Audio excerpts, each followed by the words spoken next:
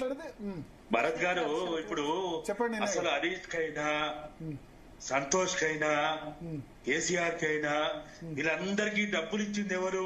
మీకు అదృష్టారెడ్డి.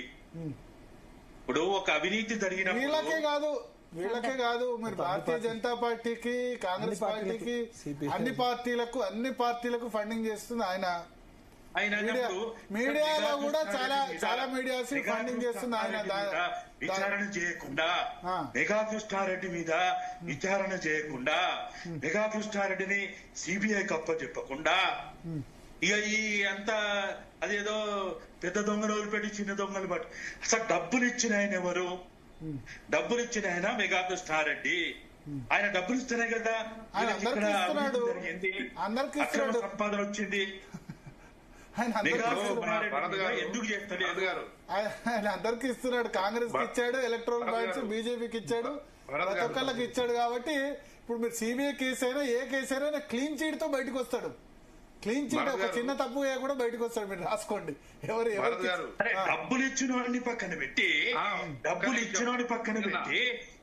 తీసుకున్న గురించి చెప్పండి రామచంద్ర నాయక్ గారు. ఇప్పుడు కాళేశ్వరం అవినీతిలో ముఖ్య కేసీఆర్ కుటుంబం ముఖ్యులు.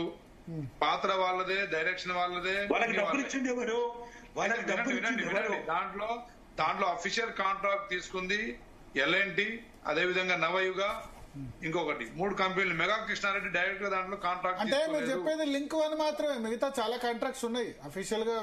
సబ్ కాంట్రాక్టులు వాళ్ళు ఓన్లీ. లేదు, బాహుబలి పంపులు ఎవరు చేశారు? కన్నెపల్లి పంప్ హౌస్ మెగానే కదా. కన్నెపల్లి పంప్ హౌస్ మెగానే కదా. అప్పుడు మునిగిపోయింది కదా, 2020లో మునిగిపోయింది కదా. ఇది అంటే లింక్ 1 ఇప్పుడు మేడిగడ్డ బ్యారేజ్ ఎల్ఎన్టీ చేసింది.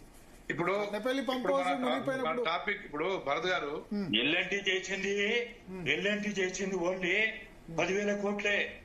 మిగతాది ఎక్కువ శాతం ప్రాజెక్ట్ లో 75% మెగా కృష్ణారెడ్డిదే. చిన్నయ్య గారు ఇప్పుడు ఒక్క నిమిషం రామచంద్ర నాయక్ గారు, శరత్ గారు చాలాసేపు వెయిట్ చేయబట్టి. శరత్ అండ్